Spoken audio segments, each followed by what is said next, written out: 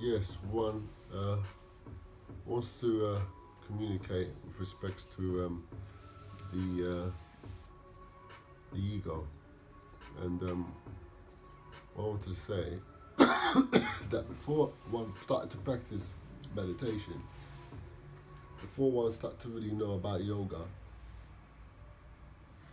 one wasn't aware of the ego. And that's because, again, I'm come from a different country. I come from Malta. I mean, one's existence physically from the mother's womb is in Malta. Even so, my mother's English. So, with respects to being brought up in another country, that helps to develop one's ego, in relation to the ego of the father, the mother, to the country, but without me knowing that there's an ego there. So when one travelled to this country when I was 8 years of age, one was getting the ego of the country here. But again, I wasn't aware that there was ego here. So through being brought up in a society, growing up, not being aware what the ego is, and not being conscious that it even exists, that had an effect on me. And that had effect on lots of people around me, because all children around me didn't seem to know what their ego was in them days. So even growing up, so when one returned to Malta, when I was 12 years of age, and lived with one's mother, then was put into an institute with nuns. Before one was with the nuns, with monks, before one was with the nuns, one was with nuns before that. When I was younger, when I was like 7, 8. So returning to Malta, living with one's mum for a while, and then being moved through one's father to live with the monks, and also had one's brothers there in them times. One's brothers were both there. So the ego was there, but I wasn't aware that it was there, because I was traveling from country to country and not really noticing what it really was. So as one matured in that country, one's ego developed without me knowing the ego was being developed. And when one returned to England when I was 15, the ego again kept on developing. And egos of people around me were developing too, but I wasn't aware there was an ego going on, because I hadn't been educated to what ego is. So through being adventurous, going through lots of experiences, relationships, companions, having experienced venereal diseases from sexual promiscuous encounters, I started to, and then again, but before that, I was watching the sunlight and I was lucid dreaming before all that, before I experienced them type of sexual encounters. That, seem to attract to me from women I'd seem to meet. But with respects to lucid dreaming and looking at the sunlight,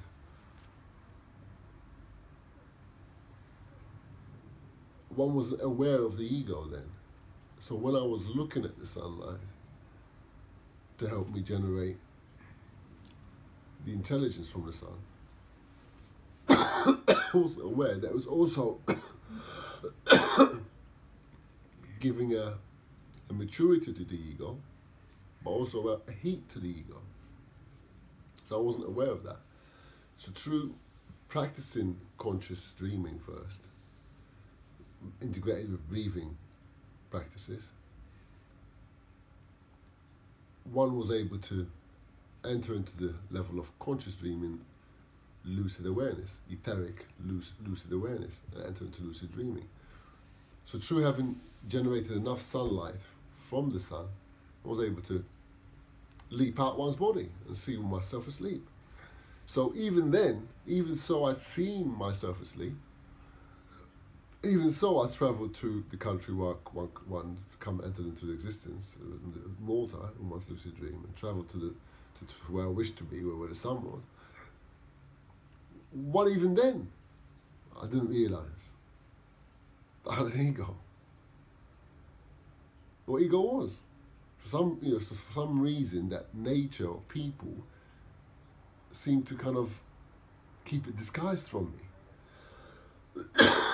So even when I went to Italy, experienced death, there's another side of the ego that I didn't experience. So through learning meditation, experiencing the cool breeze of self-realization, one got to become aware of the ego. And that the ego affects our past. And also our future. But then also with the ego, which one seems to have noticed in society, with all types of people, from all walks of life, from all types of religions, they never seem to want to have any identification that with an ego, there's a superego. So you've got the ego, let's just say, you've got the ego of the past, you've got the ego of the future. You've got the parasympathetic side of the body, the central system, then you've got the supraego, that is of the present. So there are characteristics to these egos, and then you've got the picture, the sound, that covers the ego. So through these specific conditionings in our atmosphere, if we're living in a society that seems to identify with the ego, but doesn't seem to have the same type of identification with the various reflections of the ego, then one sees that's where society again seems to, on a materialistic level of society, seems to come off balance with their behaviors, with their communications, with their social integrations, from the lack of the awareness of what I'm saying now. And that affected me. Even when one been practicing meditation, it took me many years of practice to help deflate the ego, not only of myself, but also of the environment around me. So through practicing years of meditation, reciting prayers, countless prayers from specific materials, integrating that with shops, going to shop, integrating healing materials to help improve and benefit not only oneself but also the community around me. One got to see that slowly the ego was getting deflated. Even so, it said in one's astrological chart that one's quality of the ego is quite difficult to separate them. And that's where meditation is good for a person like me, because it helps to calm down the ego, and you help to not only calm down the ego, but also help to witness it, to see it. So through practicing the identification with the ego, and through exercising the ego with various meditations, one slowly got to awaken the awareness of the superego. And when one's noticed in meditation, if you don't meditate, the ego seems to get the better of the superego. Also, the supraego of the present doesn't seem to even come into existence. But that's because of the dominating power of the ego. And the power that the ego has been given from society. So, viewing that through the superego and through the supraego of the present, and again through years of practice, through the picture of the ego that views the ego through witnessing consciousness, the combination of that has given me the capacity to communicate with respect to the ego, where it doesn't seem society has been really respecting the ego, because they haven't been able to identify the superego with the supraego and the picture that covers the ego. Jesus is known to dissolve or destroy the ego and absorb superego. absorb that in one's identification of the egos that I've been identifying and exercising. Fortunately, through me being a lucid, having had a lucid experience, I've come to see that through coming out your body, when you come out your body and you see yourself asleep, peacefully calm, and you look at yourself, you say, that's me, I'm asleep. You get to see your ego there. But if you're not aware of your ego, like I wasn't, if I see my ego there, I would have maybe not returned to my body. As I was telling one's friend today, that if I actually went to my astral parents and they told me, oh, you got a big ego down there, Cal, I would have said to them, let me get in. I don't want to go down there. Because one wasn't witnessing, there's a lot of work to the ego. So when one returned to one's body, one didn't realize I also created a type of ego for myself of what I'd gone through, without me knowing that I'd created this ego. For myself, not from me leaving the body. There was no ego in leaving the body, but there was an ego in returning into the body and having to identify that you've actually been out your body. Because that creates an ego. But if you don't know what the ego is, then you're going to create an ego for that. And that's where, through practicing the meditation, experiencing what is known as your self-realization, going beyond the conditionings of the brain and feeling that cool breeze that you feel in the meditation, in the Sahaja Yoga, one was in a position then to slowly, to start, as they say, to deflate that balloon around your atmosphere of your conditionings of your past or your future.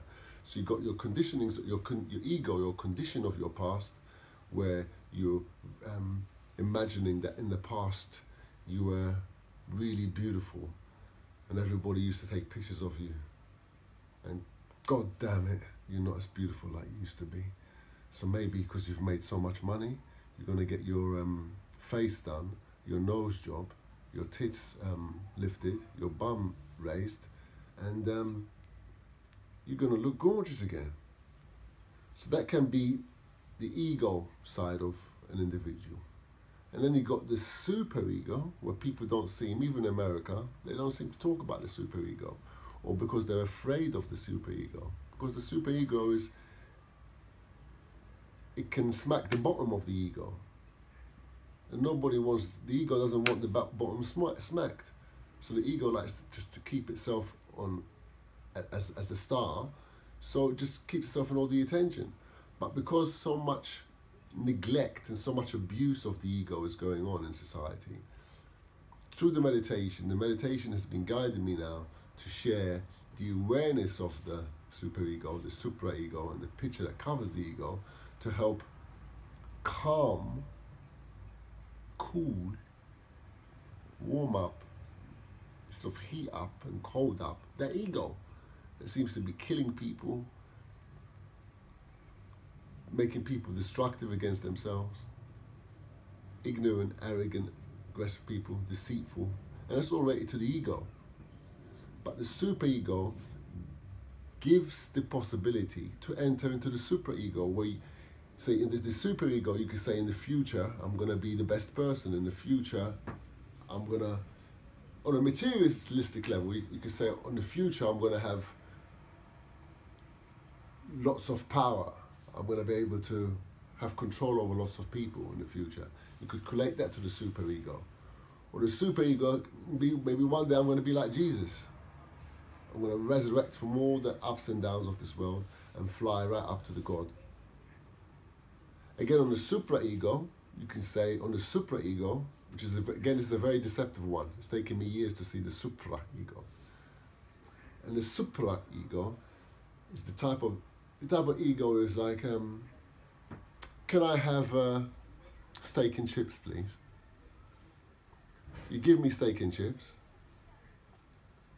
After I've eaten the steak and chips, the supraego, bring me another steak and chips. You bring me a steak and chips. You bring me The second, steak and chips. It's a very deceptive. Watch out for the super ego, because once you bring me the steak and chips, again, I'll have them, and then I might go to another show and order the same nutrition again. And that's because sometimes people's super ego says to them, the food was good here, I like it, but let me go to a next restaurant and see if I can get the same quality of food, the same type of, what's the word, nurturing, atmospheric quality. If I don't, I'll ask for my money back. And if they don't want to give me my money back, then I tell them I've just been to another restaurant, the food is just the same as yours and it's better than yours. And I work for a big company and I fucking buy your fucking nutritional value business. So again, that can be like, super ego like that can be like that. Where it can give you this type of idea that you can have an effect on the whole existence any way you want to. And then you've got the picture, again, very deceitful aspect of the ego. It's the picture that covers the ego. The picture is the one that, again, you get in the atmosphere that you're going to go to a good party, and then it's not good at all. So on a level you heard, everybody's telling you, the party's going to be fantastic. Oh, you're going to see the beautiful babe there. You're like, yeah, I've got to come there, I'm going to go. The party's not good at all. It's not all that. So what the fuck am I doing here? It's party. So sometimes that's like the picture of the ego for me, where people hype up something that's really going to be happening. And then you go to where it's happening, and it's not really all that at all. So this is what one's witnessed, also through one's coming out of the body experience, that these aspects, reflections of our conditionings or egos. Egos are like conditionings, our conditionings. If we don't analyze each reflection of them and let one dominate the other, you get people killing people. Easy. It's easy to kill people. If you only got the ego, that's all you're looking at. The super ego can look after that. It can do whatever it wants to do, because it's super ego. And the super ego is in a position to do the same, and so is the picture of the ego. And this is where these identifications need to be scrutinized the way I'm doing now, through the practice of love-making, in a beneficial way, try and sleep in a beneficial way, having relationships in a beneficial way, knowing the qualities of your own subtle body, and avoiding the stuff that brings the subtle quality to the nervous muscle sympathetic system, or sympathetic nervous muscle system. Thanks.